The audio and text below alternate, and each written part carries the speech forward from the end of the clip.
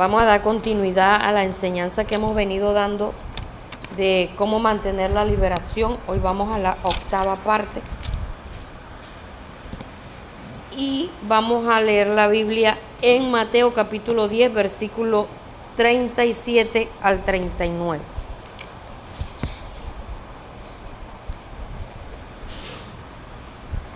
Mateo capítulo 10, versículo 37 al 39. Dice la palabra de Dios en el nombre del Padre, y del Hijo, y del Espíritu Santo. Amén. El que ama a padre o madre más que a mí, no es digno de mí. El que ama a hijo o hija más que a mí, no es digno de mí. Y el que no toma su cruz y sigue en pos de mí, no es digno de mí. El que haya su vida, la perderá, y el que pierda su vida por causa de mí, la hallará. Padre, te adoramos. Te damos a ti la gloria, te damos a ti la honra, te damos la exaltación a ti, Señor, porque tú, oh Dios, eres bueno, eres misericordioso, eres poderoso, eres precioso. Te pedimos, Señor, que hables a nuestras vidas, a nuestros corazones, que seas tú, Dios mío, tocando, Señor, nuestro ser, que seas tú confirmando esta palabra en cada uno de los que la van a escuchar. Padre, haz la obra, Señor, revienta cadena, revienta yugo, revienta ligadura, revienta todos los yugos de opresión, Señor, en el nombre poderoso de Cristo Jesús. Y te pedimos, Señor, que tú obres en nuestro ser, Señor, en el nombre de Cristo Jesús. Amén. ¿Pueden sentarse, mis amadas? Bien, estamos en el tema cómo mantener la liberación. Y hemos visto que la liberación se puede mantener o se puede cuidar, porque ese es el otro sinónimo, ¿verdad? Cómo yo cuido mi liberación, lo que Dios ya ha hecho en mi vida. Es manteniendo la comunión con Dios, leyendo y escudriñando la palabra de Dios, relacionándose con personas que lo ayuden a uno espiritualmente, tener fe y hablar con fe, evitar la unión con los incrédulos, entender y memorizar nuestra posición en Cristo, enfrentar rápidamente el pecado, perdonar de verdad, como dirían los peladitos, someterse a Dios, entregarse totalmente a Cristo. Eso hasta ahí habíamos llegado en la séptima parte, lo que era entregarse completamente a Cristo, lo que era amarle a Él completamente y amarle a Él de verdad con todo nuestro corazón, con toda nuestra alma, con todo nuestro espíritu, con toda nuestra mente, con todo nuestro ser, con toda nuestra voluntad, con todo, que no quede área de nosotros fuera de Cristo, ¿ya? Sino que todo le pertenezca al Señor, rendido totalmente al Señor. Y aunque este punto que hoy vamos a mirar, que se llama negarse a sí mismo, este es el punto para mantener la liberación, es negarse a sí mismo, es muy parecido al punto anterior, pero hay una diferencia, y es que una cosa es decir que yo amo a Dios, y otra es vivir una vida rendida ante el Señor, negándose totalmente al Señor. Entonces, mire lo que dice el versículo 37, que el que no ama a padre o a madre más que a él, no es digno de él. Entonces, eso no quiere decir de que tenga que aborrecer al papá y a la mamá, sino que por encima de ese amor que se le tiene o se le debería tener a los padres, Dios. Porque es que muchas veces nosotros nos dejamos manipular de los papás. Ay, que es que en esta familia acostumbramos a hacer esto, tú cómo te vas a ir para la iglesia, tú cómo te vas a ir a servirle a Dios por allá, Si todo el tiempo hemos estado reunidos aquí, todo el tiempo hemos vivido aquí, todo el tiempo nos reunimos en tales fechas, que yo no sé qué, y tú porque te vas a ir para la iglesia, que mira, que quédate aquí, que te voy a preparar un esto, te voy a dar, te voy a hacer. Si tú dejas de ser evangélico, yo te regalo la carrera universitaria. Te monto un negocio. Pero eso sí, tienes que dejar de ser evangélico, porque eso ha pasado. Entonces necesitamos mirar que si una persona es capaz de dejar a Dios por seguir el supuesto amor que se le tiene a los padres, no es digno del Señor. Entonces, para uno poder ser digno del Señor, uno debe negarse a uno mismo.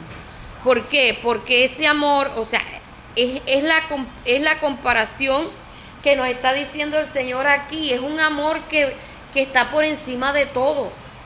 El amor hacia el papá, hacia la mamá, cuando uno se ha criado con ellos, y está por encima del esposo, está por encima de cualquier cosa. Claro está que últimamente pues uno ve hijos extraños, que no le importa nada. No, ya yo hice mi hogar y parece que no hubieran salido de ningún nido. Eso pues está hoy día normalizado. Pero sigue diciendo, el que ama a hijo o hija más que a mí, no es digno de mí. Otro amor que también es grande, otro amor que también, que uno es capaz de hacer cualquier cosa por un hijo. Pero también pasa de que hay que tomar decisión. O mi hijo o Dios. O Dios o mi hijo. Yo te doy para la medicina, el tratamiento de tu hijo, pero ya tú sabes el favor que me tienes que hacer. Ya tú sabes cómo me tienes que pagar. En especie. En especie. Exactamente. Deja de ser evangélico. Porque hay unos que han insistido, así de esa manera.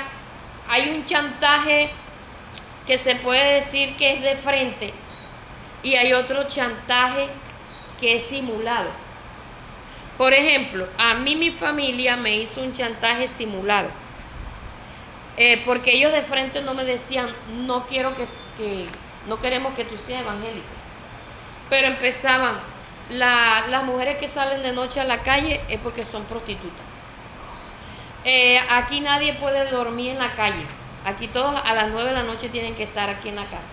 O sea, no podía ir a vigilia. Yo llegaba a las 9:30 de la noche del culto, y eso era malo, porque hasta mi tía, que era la mayor, que ya estaba a tamaño de vieja, ella toda la vida a las 9 de la noche ya estaba en la casa. Entonces yo iba a pasar por encima de las reglas de la casa.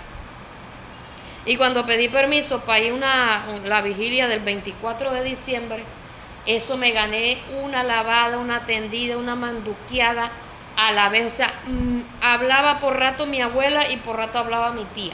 Eso era pim, pam, pim, pam, pim, pam, pim, como la bolita de ping pong. Y no pude ir a la vigilia. Estaba cumpliendo 15 años. Y así, ¿tú quieres estudiar? Yo le decía, sí, yo quiero estudiar. Bueno, nosotros te damos todo. Después yo me puse a pensar, te damos todo lo del estudio, ya yo sé por dónde viene. Ya yo no podía ir a los cultos, porque si no me estaban dando casi nada, al darme estudio, acuérdense que en esa época el estudio era pago, porque hasta casi prácticamente el último año en que estudiaron mis hijos fue que la inscripción fue gratuita. El último año o penúltimo año, algo así. Pero de resto siempre había que pagar la matrícula. Entonces, al ellos darme estudio, yo tenía que obedecer ciegamente a lo que ellos decían. Ahí es donde uno está, que debe entender cuando hay una manipulación De frente que se lo dicen a uno, te doy esto, pero si haces esto. O que simuladamente van como el gatico mimoso que va sobándole las piernas a uno, va sobijeando y para lograr su objetivo. Y cuando viene a ver, ¡ñau!, lo aruñan a uno. Entonces hay que tener mucho cuidado con eso. Pastora, a mí me hicieron algo así, pero claro, no era obligado, pero era Dios mismo probándolo porque me decían que la brujería existía cuando Isaías estaba enfermo. Que fue prácticamente me aconsejaron que lo llevara a un brujo. Ah, sí, también eso pasa. Entonces, ¿qué pasaba? Que a pesar de que yo ahí no estaba firme, yo le dije, yo creí en el Señor, yo no voy a volver atrás, le respondí a esa persona. Yo no voy a volver atrás. Entonces ahí el ídolo no sería quien yo le iba a pedir, el ídolo viene siendo mi hijo, porque es su hijo. él me está llevando. O sea, la necesidad, la aparición que yo tenía en ese entonces, me estaba obligando. Eso pasa. O sea, yo iba a sentir que o esto lo dejo morir. Algo así, ¿sí me entiendes?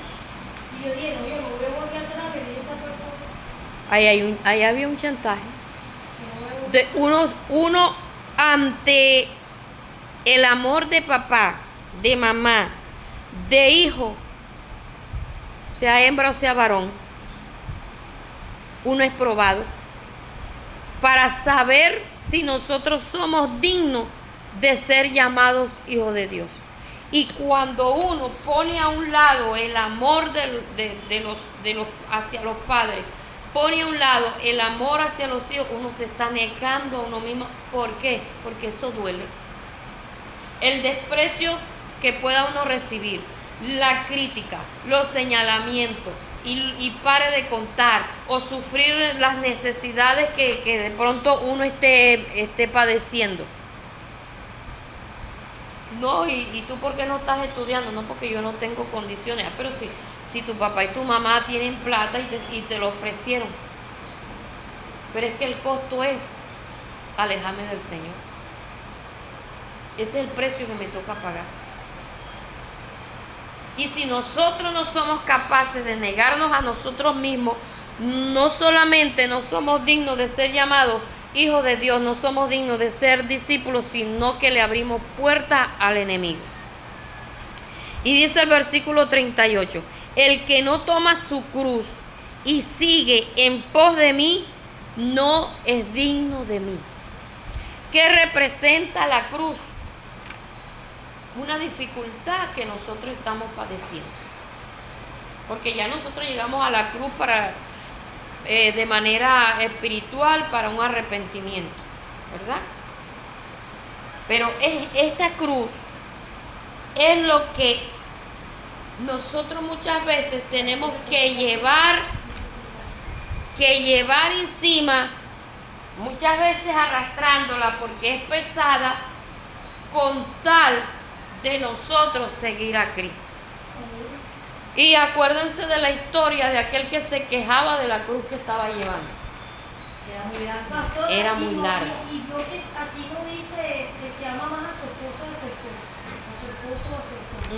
Habla de padre, o sea, está hablando de la sangre. De la sangre. Directamente de la sangre está hablando, porque hoy en día dice, no, si lo ponen al ejemplo mi esposo y mis hijos, elijo mis hijos. Hay personas que dicen así. Entonces, ¿qué pasa? De que es por el vínculo. Y hay otros que dicen, yo elijo a mi esposo porque los hijos crecen y se van y mi esposo queda. No, eso en las redes sociales la bombardea, porque el sentimentalismo es que te quedes con aquello que tengas por la parte en el cuello más adelante. Exactamente.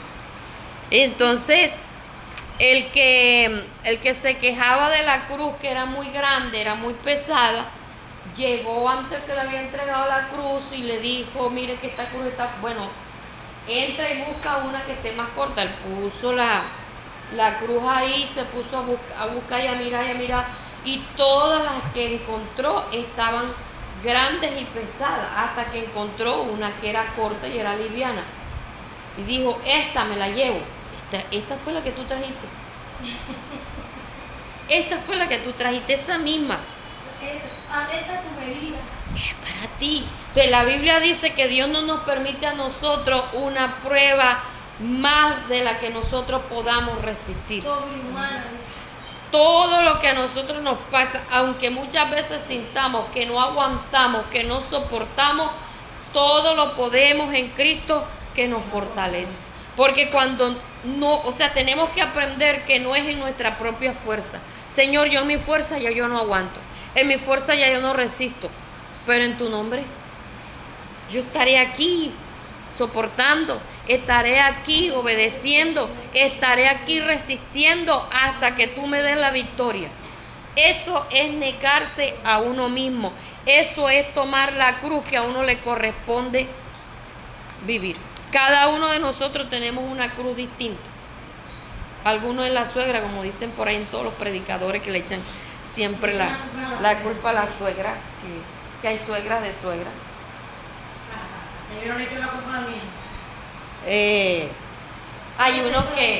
Hay unos que tienen una cruz que es el vecino, la vecina.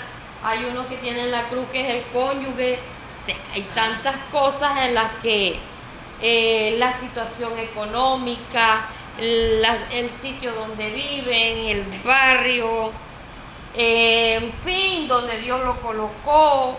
Tantas cosas en las que uno muchas veces no puede tomar la decisión de irse o de hacer algo o de decir algo, porque si uno hace o dice algo la embarra, aumenta más el problema y uno le toca, mire, chupar caña, ahí silencio.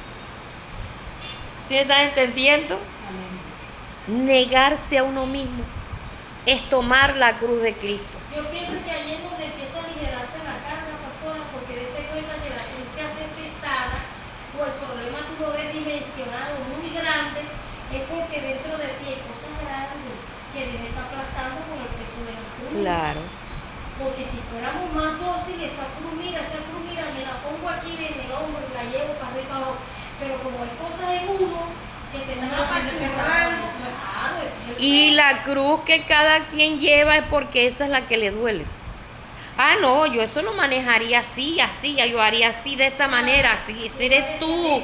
Pero es que aquel está viviendo aquello porque eso es lo que le duele. Eso es lo que le duele. Ay, a mí eso no me da nada. A ti, pero al otro sí. Uno no puede entonces criticar las circunstancias del otro ni lo que otro está viviendo. La vecina de allá, que queda frente conmigo, puso una lámpara, no la puso para el frente mío, sino que la desvía para unos viejitos que están operados de los ojos. Los viejitos se acuestan temprano, a veces se sienten en la puerta y anoche el viejito fue, ya le había dicho que la cogiera, que la pusiera mirando para derecho. Y él dijo que no, porque su hijo, el hijo, un hombre como de 2 metros, y tarde de la noche del trabajo, la pongo después de 12, que no perjudica al vecino, y la pongo mirando para allá. Ese señor temblaba así de la rabia, todos nos mirábamos en la cara, pero impotente, o sea, y el señor hacía así, la viejita también. O sea, un par de viejitos, o sea, como no se va, un vecino venga a Y hay vecinos de vecinos. Y entonces a mí me dio dolor. Era para no alumbrar en la casa de la hermana mía. Ajá, o sea, para que no se alumbrara la mía, porque yo no estoy pidiendo foco. Porque yo no estoy pidiendo foco, pero tampoco se puede pedir. Sí. Como estamos pelados de los ojos, les fastidia, porque ustedes que estamos pelados de los ojos, saben lo que es que le ponen un reflector de eso, porque no es un foco, es un reflector. Que parece como si tú no estuvieras en el estadio. Y les queda para la ventana, para la puerta. A mí me pasó en la cita pasada que tuve con la retinóloga. Me echaron unas gotas para dilatar, pero yo no sé por qué le echan a uno en ambos ojos, si nada más el que tiene unos problemas en uno. Cuando yo salgo de ahí del consultorio, el sol pegaba así, pero parecía que el sol estuviera ahí esperándome. Y yo de una vez quedé encandelillada. Eso para mí fue tenaz, horrible. Yo caminaba, David se fue a buscar la moto. Y yo me fui así por toda la orilla. Y a lo último cogí, me recosté así a una pared de vidrio, porque eso es pura pared de vidrio ahí. Y David porque David me dijo, yo voy y te vienes detrás, voy a buscar la moto y te vienes atrás. David cuando me vio que yo estaba ahí, llegó como ese héroe con capa. O sea, él llegó así en la moto, así, y me dijo, ¿qué tiene? Yo le dije, yo no soporto el sol. Y ese día yo no había llevado lentes de sol. Dios mío, yo ese día yo lloré. Eso fue como candela así en los ojos. Y yo como... Dilatar es que le amplían la pupila a uno. De los ojos. O si está drogado. Y por eso, Horrible, eso para es horrible. cuando te van a dilatar la pupila, te manda que lleve un acompañante. Que lleve un acompañante. Sí, entonces, eso nada, la persona no puede manejar carro ni nada de eso. Y ese día a mí eso más me afectó porque el sol me dio así en plena cara y eso fue horrible. Y después tener que subir para acá, uy, no. Horrible, horrible, horrible. Ese efecto demora como unas 3 o 4 horas. Demora uno así. Entonces, nada, y uno tiene que aprender porque, por ejemplo, aquí que los escalones no son nivelados, entonces uno tiene que ir tanteando, o sea, eso es tenaz. Entonces, por eso yo digo, cuando yo sea alcalde, voy a arreglar los caminos. No ponerse los zapatos de otra persona. Ese día me puso el parlante, que es más grande que ese, directo para la puerta. ¡Pum, pum, pum! Y yo decía, ay Señor, cuando se acaba, cuando este cálculo para A veces la cruz viene siendo ese vecino que uno tiene que soportarle, que uno no le puede decir como le podría haber dicho cuando uno no era cristiano. Porque si yo soy la cruz de otro. Y podemos ser la cruz de otro, exactamente. Así es que otros son la cruz de uno y uno es la cruz de otro. Así de sencillo. Ya. Hierro con hierro, mire, vea, se aguza. Entonces, es algo que es tremendo y que nosotros tenemos que aprender a tolerar, a soportar, a saber manejar las situaciones, que si yo no doy para decir algo de buena manera, es mejor quedarse uno callado, pero que no le salgan a uno letreros por todas partes. Porque a veces uno está callado, pero uno habla con los ojos, la cara, se le nota a uno. Sí, entonces ir a la presencia de Dios y decirle, Señor, mira, me pasa esto con fulano, ayúdame, dame fuerza, ayúdame, dame sabiduría para saber manejar esta situación, Señor, para no pecar, ayúdame que esta lengua parlera se mantenga dentro de mi boca, porque si sale, Señor, la embarro. Y esta mañana me decía, ¿tú por dónde vas y es tarde? ¿Tú por dónde vas y es tarde? Y me diga cosa. Y le dice, no, tú me estás en mi vida. No, tú me estás en mi vida y yo sé para dónde voy. Que no va porque ya es tarde, ahora te voy a la puerta y digo, tú me estás en mi vida y yo no voy para el culto. Yo no voy para el culto, bueno, llegamos de casa y cuando abrimos la puerta. Hoy también me tentaron, hoy también. Y yo, otra vez. Y yo, o sea, junto cuando yo voy a salir, se levanta él. Entonces, pero él mismo en resumen, la cruz viene siendo el qué. Aquellas cosas que son difíciles de manejar, de soportar, de tolerar, pero que a uno le toca vivir llevándolas para uno poder entrar al reino de los cielos.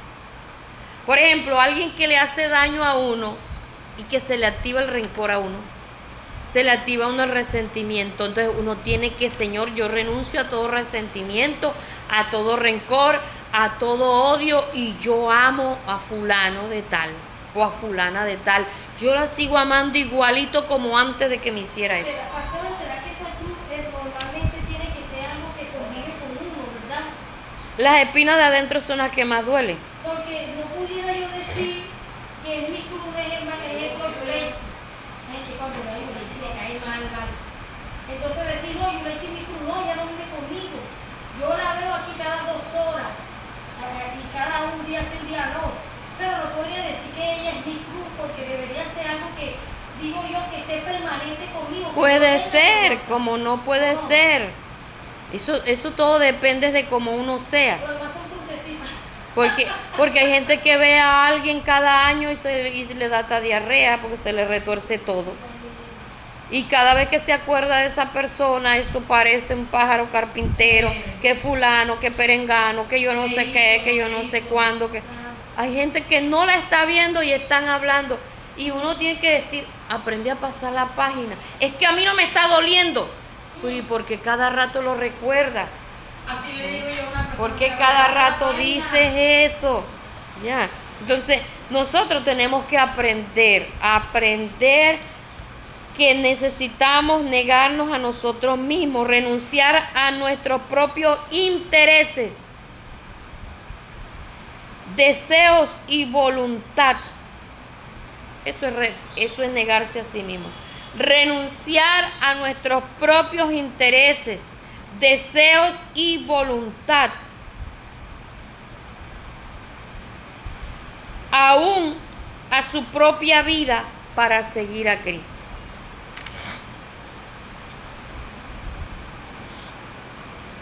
Renuncia a Cristo si no te mato. Ahora le llaman desvivir.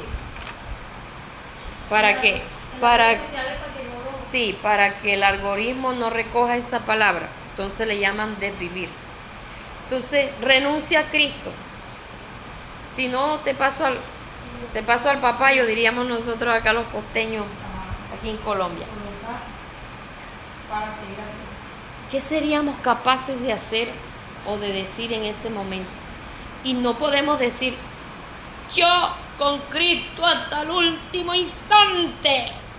En ese momento no sabemos cómo vayamos a reaccionar. Estamos siendo pelo. No sabemos cómo vayamos a reaccionar exactamente. Entonces, siempre pensar y creer de que le podríamos llegar a fallar al Señor y por eso humillarnos ante Dios y decir, Señor, que cuando a mí me toque una decisión difícil para escoger entre ti y otras cosas, yo te escojo a ti. Que yo te ame a ti, porque ahí tú me estarías probando mi amor hacia ti y yo quiero demostrarte que te amo. Y ese demostrarte que te amo no es que a uno le va a pasar cosas facilitas, son cosas fuertes, cosas de las que uno necesita, que uno las anhela, que uno las desea, que uno durante años está deseando aquello y uno lo tiene ahí, pero resulta que ni siquiera lo puede mirar, ni siquiera le puede tocar, porque primero está Cristo. Como cuando el diabético ve un pastel. Sentir amor, pastora, es cuando una persona está en peligro y reacciona de cualquier manera y de pronto la otra persona que le dice, pero yo quiero reaccionar de esta manera. Si uno no sabe de qué manera va a reaccionar. No se sabe. por eso que uno ora, hermana, para poder reaccionar. Por eso debemos estar siempre orando para no caer en tentación. Siempre orando con humildad, porque a veces hasta somos arrogantes delante de Dios. Señor, contigo hasta el final, ya tú sabes, conmigo cuenta.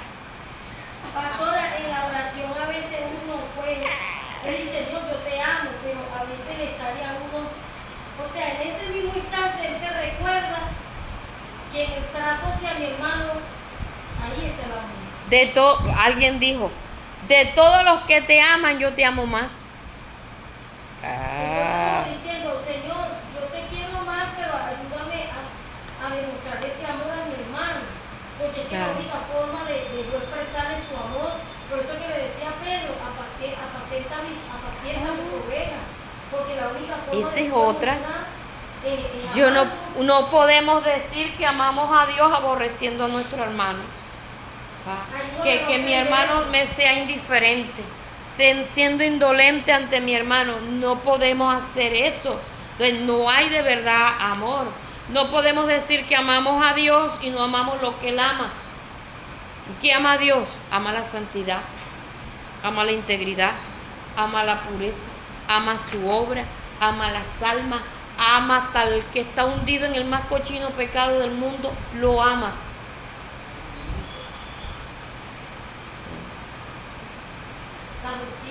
Ama la justicia.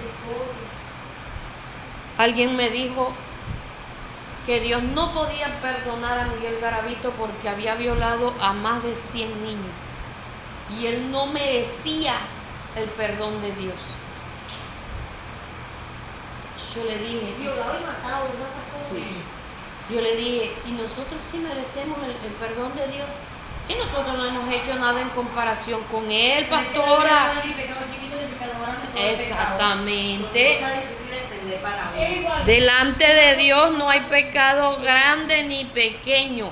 Lo que es pecado es pecado. Hay unos pecados que tienen más consecuencias que otros. Y donde sobreabunda el pecado, abunda la gracia. ¿Quién le dice a Dios qué haces tú con tu misericordia? ¿Dónde la puedes aplicar y a dónde no? Y nosotros también tenemos que, sí, no nos gusta lo que hace, eso es cierto, pero seguir amando a la persona. No me gusta su manera de ser, pero lo amo. Lo amo. Sino como dice la hermana Gracie, pastora, que si uno se ponía pues, a imaginarse y a detallar lo que él hacía con los niños, a uno humanamente uno dice, terrible, o sea, como Dios va a perdonar una cosa de esa. Sí, claro, uno te llena de resentimiento, uno no puede, uno no es capaz, no es capaz. A mí se me eriza la piel y no sé qué me da, pero me acuerdo que Dios también ama a esa persona. Él dice, Mateo 16, 24. Entonces Jesús dijo a sus discípulos, si alguno quiere venir en pos de mí, niéguese a sí mismo y tome su cruz y sígame. 16, 24 de Mateo. Si alguno, quiere decir que no todos los que estaban con Jesús, ni los que dicen ser de Jesús, de verdad hacen las cosas como es debido. Si alguno quiere venir en pos de mí, la demostración es, niéguese a sí mismo, tome su cruz y sígame. Pastor, es un mandamiento, ¿no? Claro. Si alguno quiere. Si alguno quiere, o sea, Él no te está obligando, pero si tú quieres seguir a Cristo, porque sin Él no entra al reino de los cielos, tienes que tomar tu cruz. Si no, no entra. Y la mía también. Eso es fuerte. Y no todo el mundo está dispuesto a hacer eso porque se quiere vivir de larín larán. Mire lo que dice Lucas 9:23.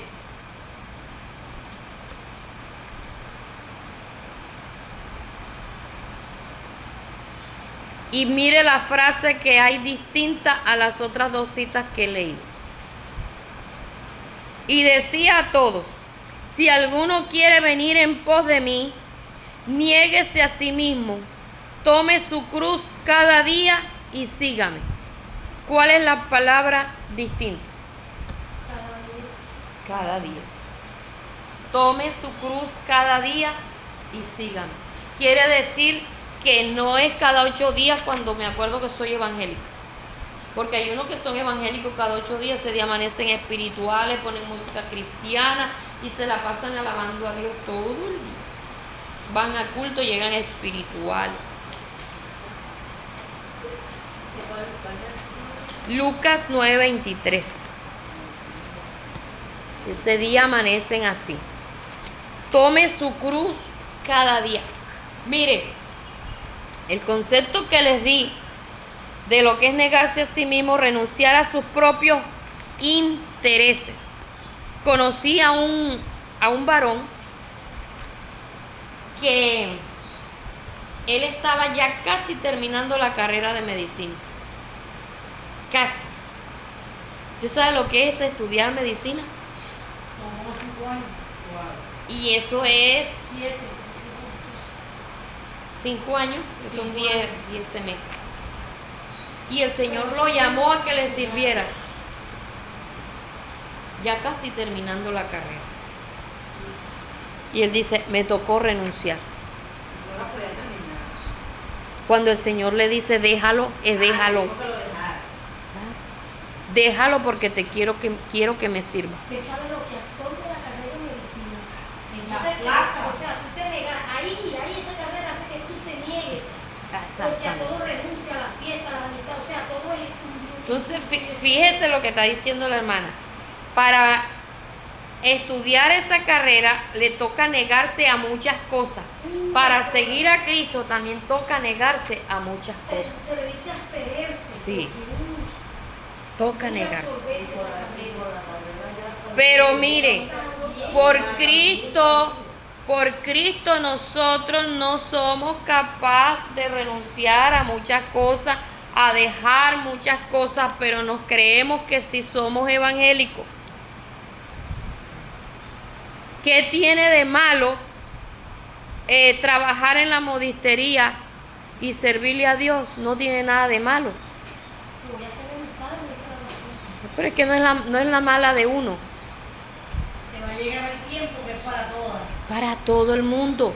Y uno se vuelve esclavo de los clientes. Tal día y a tal hora me la tienes que tener lista. Es que tal día y a esa hora yo estoy en culto. Tal día y a tal hora estoy sirviéndole a Dios en tal parte. Tal día y a tal hora yo estoy ocupada con los quehaceres de mi casa. Que esto, que los... Usted mire, los quehaceres absorben, nosotros las mujeres, absorben bastante. Y la modistería también, porque uno está tiene que estar a la disposición de los clientes. Sin dejar de hacer lo que hacer. Sin dejar de hacer los quehaceres y sin dejar de servirle al Señor. Y uno cuando ya le está sirviendo al Señor, ya uno, como les decía los otros días, prácticamente 80% de tiempo disponible para Dios y 20 para uno. Si no es más. Si no es más para Dios, pues. Eso no es así, pastor. Cuando hay ocupaciones es así. Cuando usted está empezando la obra, le toca así. Ah, no, sí. Claro. Ahora mismo no es así, por eso me dijo. Ahorita, porque... Para el Señor, eso es puro embuste. Ahorita, por ejemplo, nosotros no lo hacemos porque están ustedes y ustedes hacen aseo, ustedes mismos salen, evangelizan, visitan y esas cosas.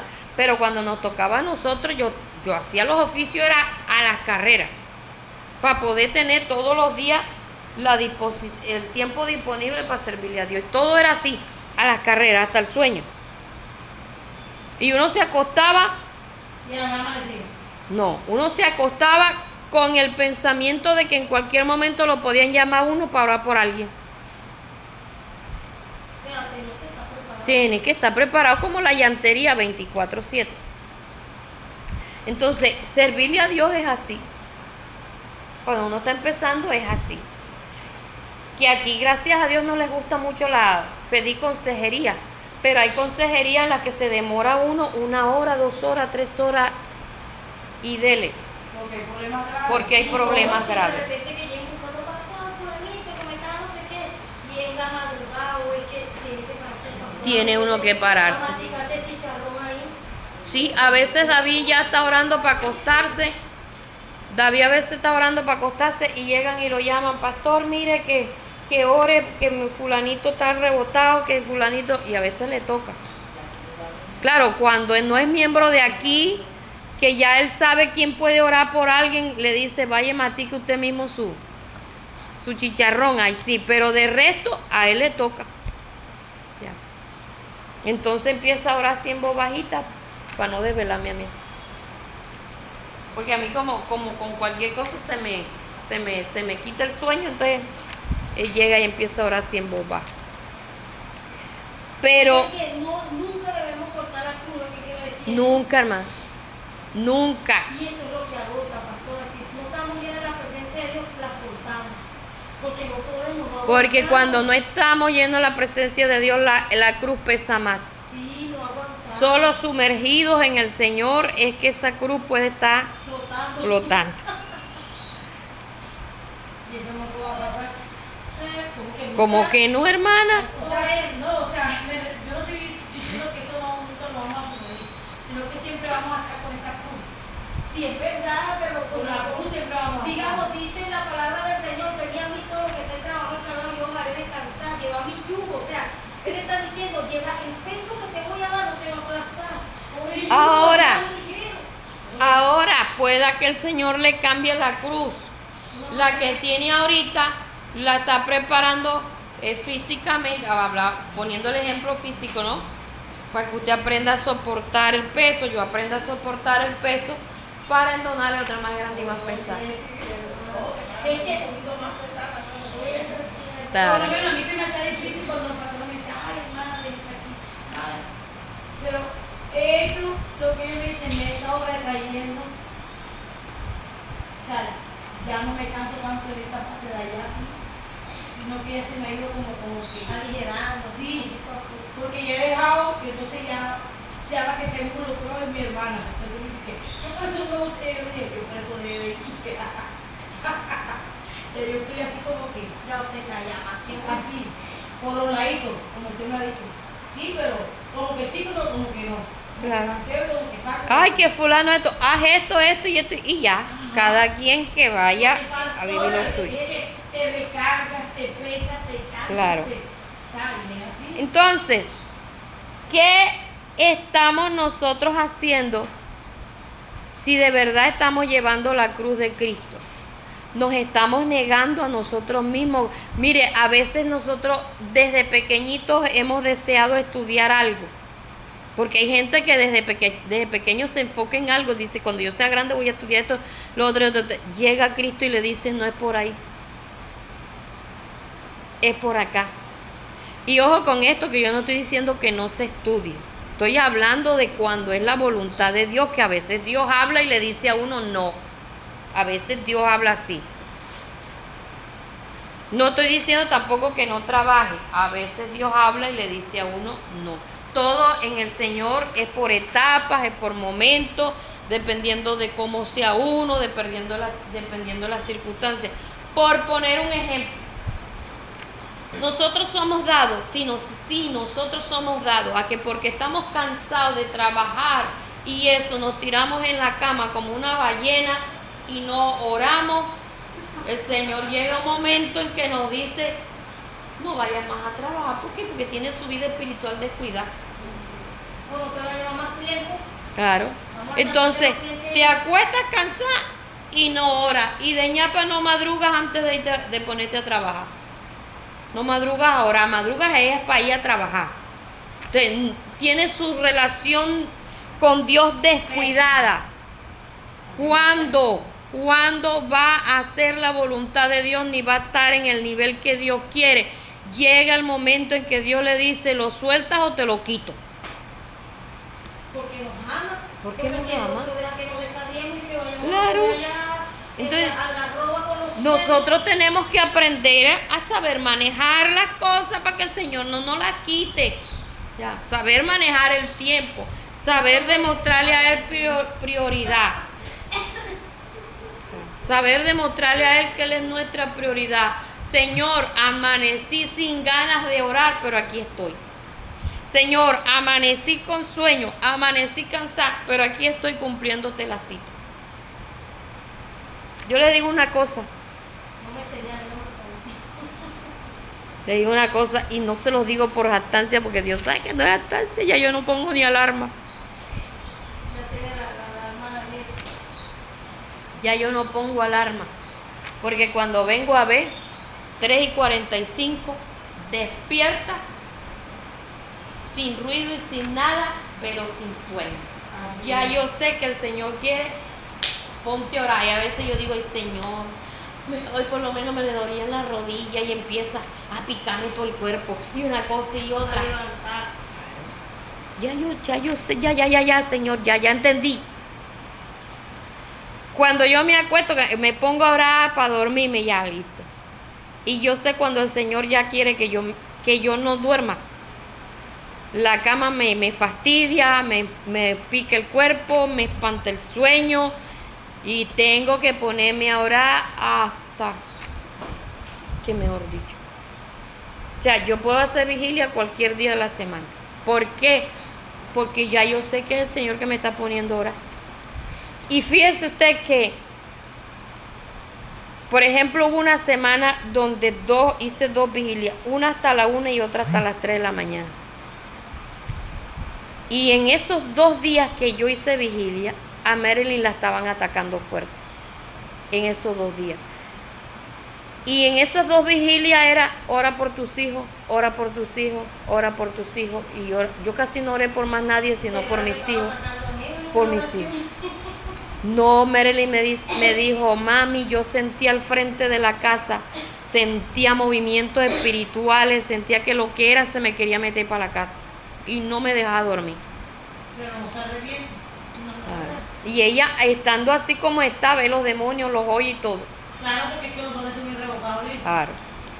Entonces, son situaciones en las que uno muchas veces le toca estar en defensa de alguien, porque no solamente es de familiar, a veces Dios me pone a orar así por alguno de los hermanos, a veces por la iglesia en general, o a veces por la situación que pasa en la misión, a veces situaciones así, cuando yo me pongo a analizar que por tantas cosas de las que ustedes estaban hablando, de que iban, visitaban, que iban y hablaban, a mí también me pasa a nivel general de la iglesia, que yo no veo que hay lo que uno espera, y eso también me desvela. ¿Ya? Entonces, me desvela y a veces también quiero salir corriendo. Entonces me toca sumergirme en las aguas del Espíritu para poder llevar mi cruz. Para que flote y no sentir el peso. Ya. Sí, cuando yo la veo guapa, pastora, la cruz, cómo era enlazado. No, esas no son cosas que me pongan guapa, son cosas que me afligen. ¿Y por qué me afligen? Porque no tanto porque no vea resultado, es como que, ¿para dónde van? ¿Hacia dónde quieren ir? O sea, una vida sin... Como si fuera interesoso. Ajá, una vida sin son ni ton. Entonces, cuando uno de verdad quiere entrar al reino de los cielos, uno se enfoca a dar frutos. Y frutos que permanezcan. Y frutos que sobreabunden. Y eso se va demostrando en comportamiento, en vida espiritual, en tantas y tantas cosas que va avanzando la persona. Ya, entonces, cuando uno ve que la persona está estacionada ahí, como mirando al horizonte, mirando así, ve la gente que pase, mirando el sol, la luna, las estrellas y todo ahí, y uno dice, ¿y este qué le pasa? Y a veces provoca despertarlos. Si no está guapa, cachetada. Ay, Dios mío. Entonces, para uno poderse, mire, voy a dar esta clave.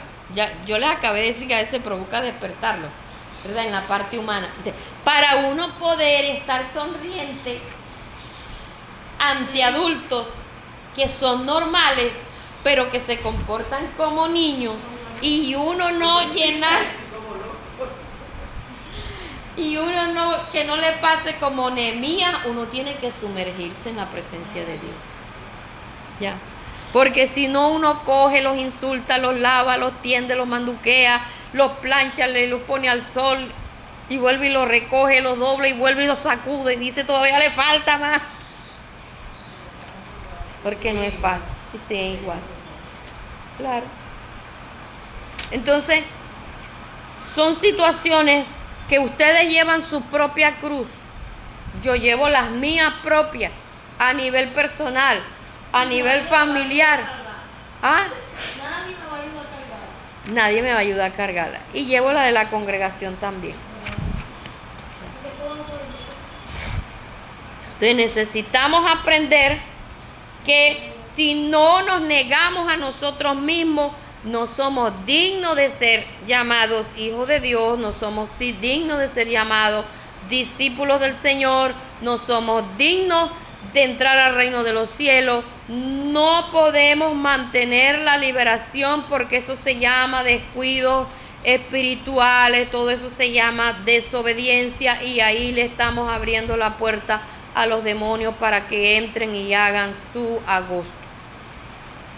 Y no el mes de agosto, sino que hagan lo que ellos quieran hacer en la vida de nosotros. Ay, que no aguanto más. Pero ¿cómo ha venido viviendo todo este tiempo? Nosotros tenemos que prepararnos espiritualmente para cuando llegue el momento de tomar decisiones. El momento de decirle a la tentación, no. La tentación puede ser cualquier cosa. Porque nosotros cuando hablamos de tentación, de una vez nos pensamos en la fornicación y el adulterio. La tentación puede ser, ay, es que me rasca la costilla, hoy no voy para culto. Mi excusa. y que le diga el Señor a uno, y de verdad por esa rasquiña en la costilla no vas a ir a adorarme. Pastora, que le dan un puño a alguien es una tentación. Eso también es una tentación. Pues me viene a la cabeza, no lo hice, pero esa es una tentación, pastora, que le dan un puño a alguien es una tentación. Y se nota cuando le dice, dale gracias a Dios porque soy evangélica, si no ya tú sabes. Pastora, como dice una pastora, que ahí hay siervos de siervos que matan, entierran, desentierran, Ajá. entierran, nada más con el pensamiento. Con el pensamiento. Nada más con velo, pero no lo ha ejecutado, pero ya Con lo ha la matado mente y el desde corazón. 500 veces. Sí, Señor. Y Sí, ella es liberal y lo dice. así es. Y lo mata y lo desentierra y lo vuelve a enterrar y lo saca. Bueno, ¿cómo que dijo pastor? La tentación no es el pecado, sino es la idea Que va. Pero también ahí está, porque la Biblia habla de los malos pensamientos. Ya lo tenemos aquí. Claro, y a veces Escucho otro pastor diciendo lo mismo. es que una cosa es que a uno le llegó en el instante y de una vez uno lo echó. Pero cuando eso llega y empieza a dar vuelta, Porque uno es tentado en su propia concupiscencia. concupiscencia, ya lo tiene adentro. Entonces empieza a saborearlo y cómo lo haría. Y cómo lo entonces todavía lo tiene en la mente, pero ya está pecando.